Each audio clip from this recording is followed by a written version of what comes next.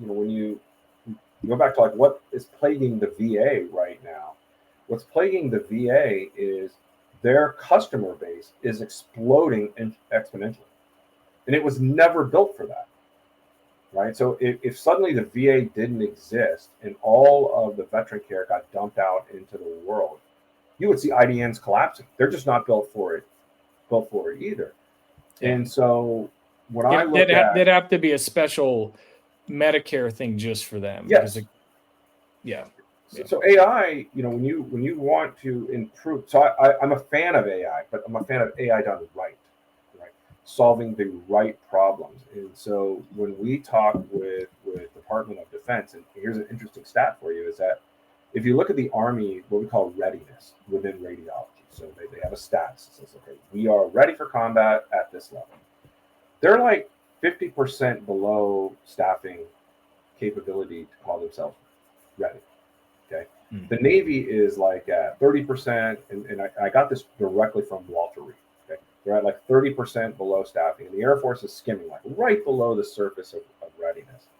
And when you ask them why that is, like, well, the doctors are getting out. We don't have enough doctors to read, and that was really why DHA was formed, because it used to be just Army, Air Force, Navy, and they all operated independently. So DHA was formed. We blurred the lines in healthcare so that, if there's only 4 neuropediatric radiologists in all the Department of Defense, well, who cares if the pediatric patient is from an Army family if the best is in the Air Force to read it? So AI, what we're trying to help them with is how do we force multiply our reading capabilities? And if you're looking at any other AI that doesn't force multiply that, you're gonna go down the meaningful use. To go back to your meaningful use, you're gonna go down the meaningful use category of checking the box of AI, and you spent all this money and you didn't really see the results that you were hoping for, and it's extremely frustrating. But luckily, the folks at DHA, they've got their listening ears on, and they're also looking at ways to force multiply. And the same thing in the VA, right? They're no longer looking at the individual VA hospital. So VAs are clustered in what's called a VISN, and then groups of VISNs are clustered in what's called a region. And they are now falling back. There used to be 23 VISNs, and now falling back. There's 18. Now they're going to fall back to probably about 10 or 11 in the next 5 years. And the reason that they're doing that is so that they can bring their radiology community closer together and use all of these resources across the nation. And so they're shopping for a single PACS now that will go across the entire VA infrastructure. It'll save money. It will inevitably link into DHA. And here's a bit of breaking news for you. Over the last 2 months, the leadership at VA and the leadership at DHA have started doing their own blurring of the line. So right now, DHA is responding to teleradiography needs from the VA. Their doctors are a little more idle. And so I think what you're going to see, you heard it here first, right?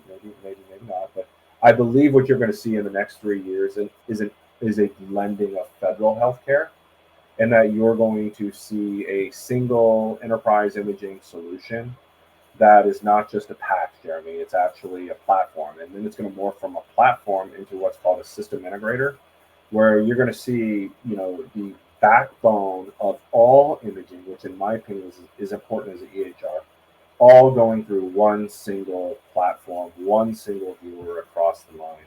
They've already got one single EHR. VA just started their implementation of Cerner across the board. I think you're going to see really big things come from them now that Oracle is kind of driving. If you listen to the podcast just published today with Tressa Springman from LifeBridge, she's seen under the covers a lot of the stuff at Oracle, and she's just like, this is next gen. Like it is cloud, rewritten. There's no more Cerner code. It's cloud native. It's in their OCI, in the Oracle Cloud infrastructure.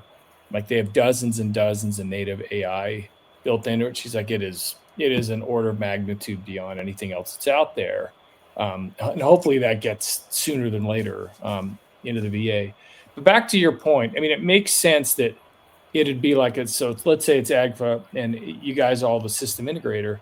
It's your job, like you said, like stop talking about, well, I want AI or this solution. Like, what are you trying to accomplish? Or way Clayton Christensen, you would say, what's the job to be done? Just what do you need done? And then you'll find and work with the different AI companies to plug in to your platform as a system integrator. Say, oh, this is the best for, you know, neural studies with an MRI, and this is best for just basic chest X-ray. Just eliminating all normals. It's just normal, nothing's there. This AI is the best, most accurate, seamless, and it'll help you be more efficient. We're there We already, see just for the record. We're there already. perfect. So one of the Good. things that we Nice. started at here is that in the federal government, when we do a contract with someone, we sell them something. The expectation is that that's going to be available for the length of the contract. And so, AI companies are a bit fly by night, right?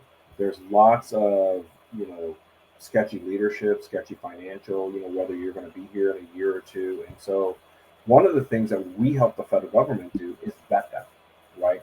Is this company going to be solvent in 3 years? Not that we're so much Nice. worried about, whether they're there for you, but, I don't want to have to support a company that is no longer around that I don't have any resources to. So